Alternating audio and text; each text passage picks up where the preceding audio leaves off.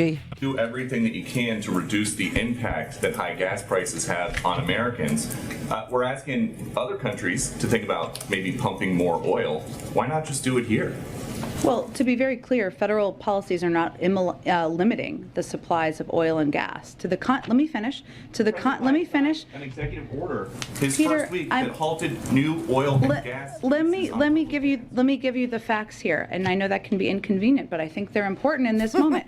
To the contrary, we have been clear that in the short term, supply must keep up with the demand.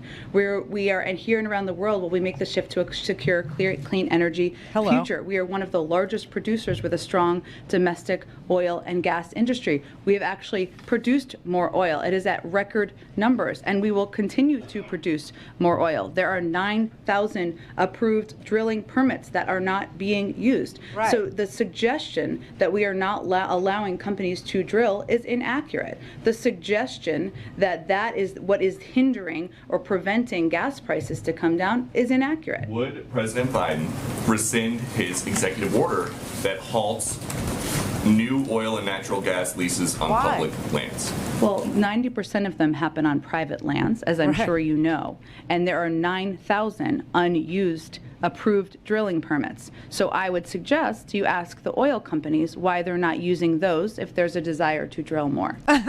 She's so good at her job. Fatality. That was Fatality. That was a killer. She is so good at her job. It is insane. So, okay, here's some notions for you.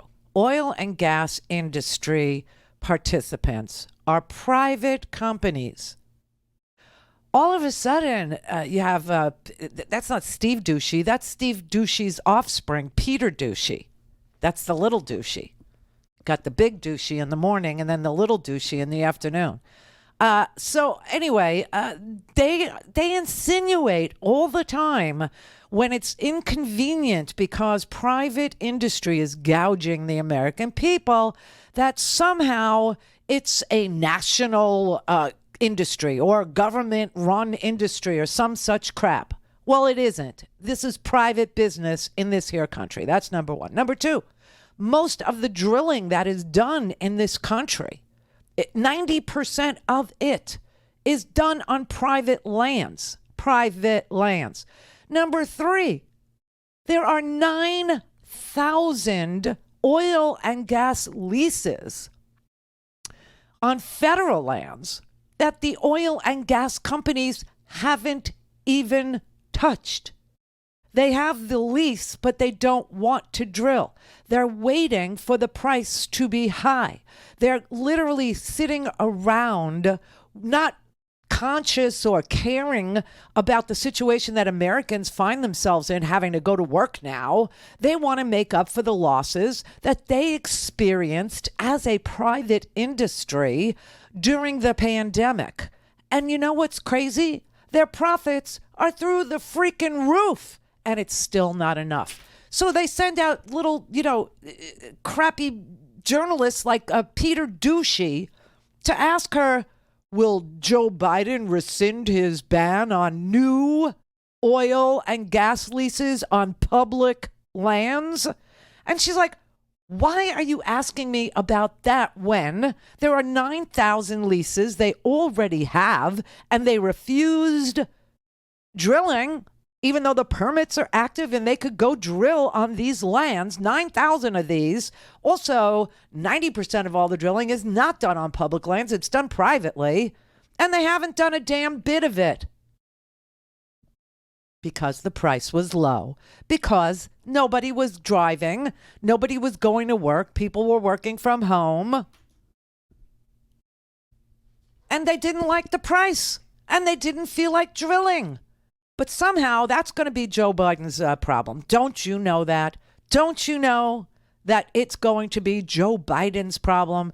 Joe Biden is going to be the boogeyman when the boogeyman is really Chevron and Exxon and Shell and Marathon and every other oil driller in this here country. And he just wouldn't stop. He asked her again. The U.S. produced more oil this past year than in President Trump's first year.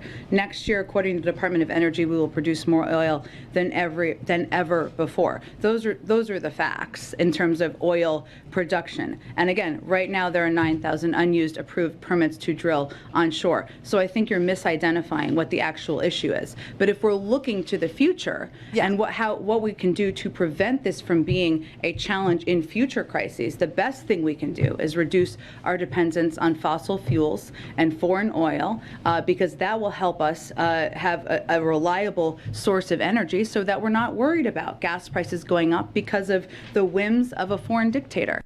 Hello. Shut up, Peter. Just be quiet and go sit in your corner and collect your paycheck from the fake channel. Doesn't anybody remember Katie Porter? I mean, we were tweeting her out like crazy, right? Katie Porter was questioning the oil executives, and she was pointing out that they had 9,000 acres, 9,000 oil and gas leases that were unused this year. Don't you remember this? How many acres of public land are already leased by fossil fuel companies and not even used yet, just available for drilling whenever you decide? Congresswoman, again, I think you have a fundamental misunderstanding as to how this process works and the time and resources. Reclaiming my time. The answer is 13.9 million acres. To visualize how much land that is, if each grain of rice were 1 acre, that would be 479 pounds of rice.